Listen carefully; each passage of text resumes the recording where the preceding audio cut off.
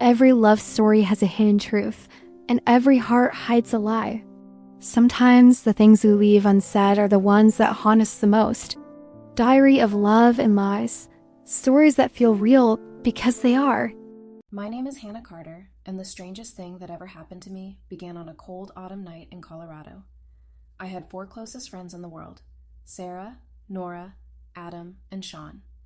We grew up together in Denver and had been inseparable since childhood. No matter how busy life became, we always found excuses to spend time together. That night, we decided to take a late drive through the Rocky Mountain Highway. Adam insisted the mountain view at night was beautiful, and honestly, none of us needed much convincing. We piled into his SUV with loud music playing and snacks scattered everywhere. Sarah sat in the front seat controlling the music while Nora recorded silly videos for social media. Adam drove like he owned the road, laughing whenever we shouted at him to slow down. Sean and I were sitting in the back seat. He leaned toward me slightly and said with a teasing smile, "You're quiet tonight." "I'm just enjoying the moment," I replied. Outside the windows, the dark mountains stretched endlessly under the moonlight. Pine trees lined the road, and cool air rushed through the cracked windows, carrying the fresh scent of the forest. It felt like one of those perfect nights you wish would never end. But fate had something else planned. Suddenly, the tires screeched loudly. Adam cursed under his breath. The car had hit loose gravel on a sharp turn. The vehicle swerved violently. Sarah screamed. The guardrail ahead snapped as the car smashed through it. For a few terrifying seconds, we were falling. The SUV rolled down the rocky slope, metal crunching and glass shattering around us. My body slammed against the seat as everything spun wildly. Then everything went black. When I opened my eyes again, I felt cold wind brushing against my face. At first, I couldn't understand where I was. Slowly, my vision cleared, and I realized something impossible. I was sitting on a thick branch of a massive tree. The tree looked ancient, its bark rough and twisted as if it had stood there for centuries. Dark forest surrounded me on all sides. The sky above had turned deep orange as the sun began setting. My heart started racing. "How did I get here?" I whispered to myself. Carefully, I looked down. The ground was far below, too far to jump. Panic rushed through me. "Sarah!" I shouted. "Nora! Adam! Sean!" My voice echoed through the forest, but no one answered. The trees swayed gently as the wind picked up. Night was approaching quickly. Tears filled my eyes as fear settled deep inside my chest. "Help!" I screamed desperately. "Someone please help me!" But the forest remained silent. Minutes passed. Then maybe hours. The last light of the sun disappeared behind the mountains, leaving the woods wrapped in darkness. Exhausted and shaking, I whispered into the quiet night, "If anyone can hear me, please help me." The moment those words left my lips, something strange happened. A warm breeze suddenly moved through the branches. The air around me shimmered slightly, and then someone appeared beside me. I froze. A tall man stood on the branch only a few feet away. His dark hair moved gently with the wind, and his sharp features were illuminated by pale moonlight. He was unbelievably handsome, almost unreal. His eyes glowed faintly, reflecting silver in the darkness. For a moment, I forgot how to breathe. The man looked at me calmly. "Don't be afraid," he said softly. But my mind couldn't process what I was seeing. The world spun around me, and everything faded into darkness again. When I woke up, I was lying on the floor of a small wooden cabin. Moonlight streamed through a nearby window. A fire burned quietly in the fireplace, filling the room with warmth. Confused, I slowly sat up. "You're awake."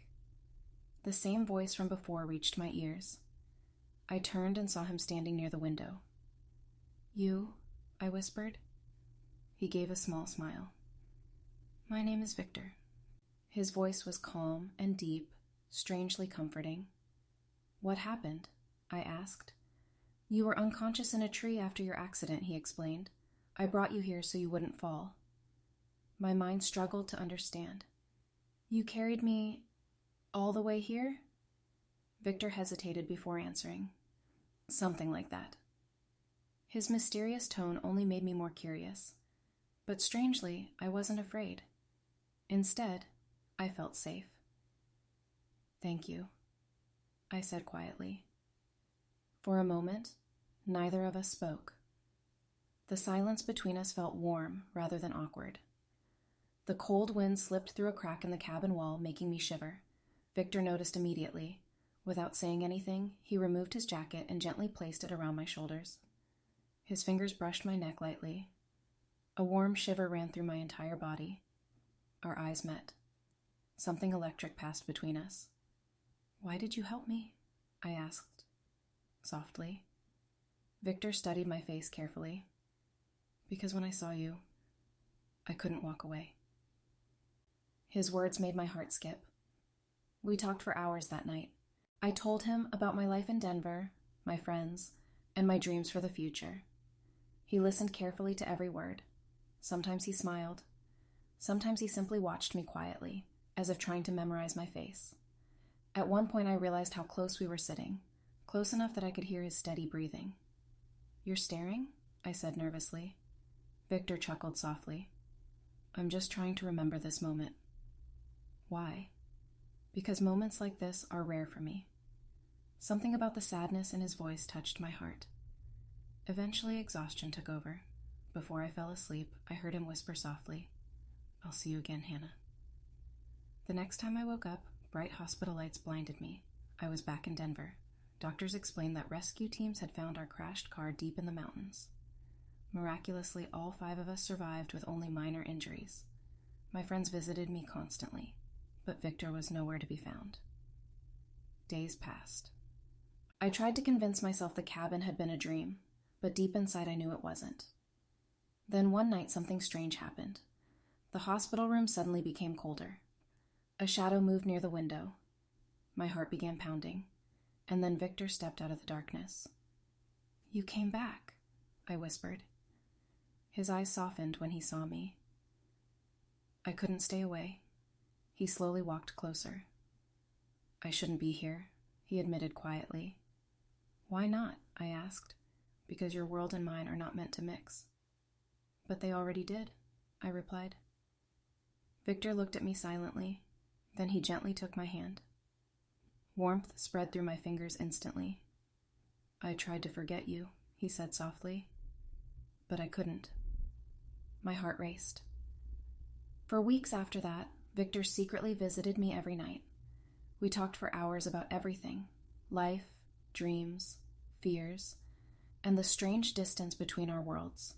Slowly, our bond grew stronger. One night as we stood by the hospital window watching the lights of Denver, Victor said something unexpected. "There might be a way for me to stay here." My heart jumped. "You mean, in my world?" He nodded slowly. "But if I cross over completely, I'll lose most of my powers." "Would that be dangerous?" I asked. "No," he said gently. "It would just make me human." Victor looked at me with quiet certainty. "I've existed for centuries, Hannah, but I've never truly lived. Until I met you." Tears filled my eyes. Just then the hospital door opened. Sean stepped inside. He froze when he saw Victor standing beside me. The room fell silent. "So he's real," Sean said slowly. I didn't know what to say. Sean looked at Victor carefully. "If you hurt her," he said firmly, "you'll answer to me." Victor met his gaze calmly. "I would never hurt her." Sean sighed and I figured. He looked at me one last time. "I just want you to be happy." Then he quietly left the room. Victor turned back toward me. "I think it's time," he said softly. A soft golden light slowly surrounded him. "What's happening with?" I asked. "I'm crossing into your world," he explained. The light faded gradually. When it disappeared, Victor looked different. Human. Completely human. He looked at his hands and laughed quietly. "I guess this means I'm staying." Relief and happiness flooded through me. Without thinking, I stepped forward and wrapped my arms around him. Victor held me tightly. Outside the window, the lights of Denver sparkled beneath the night sky, and for the first time since the accident, everything felt right. Victor had left his world behind, and somehow, against all odds, love had brought him into mine.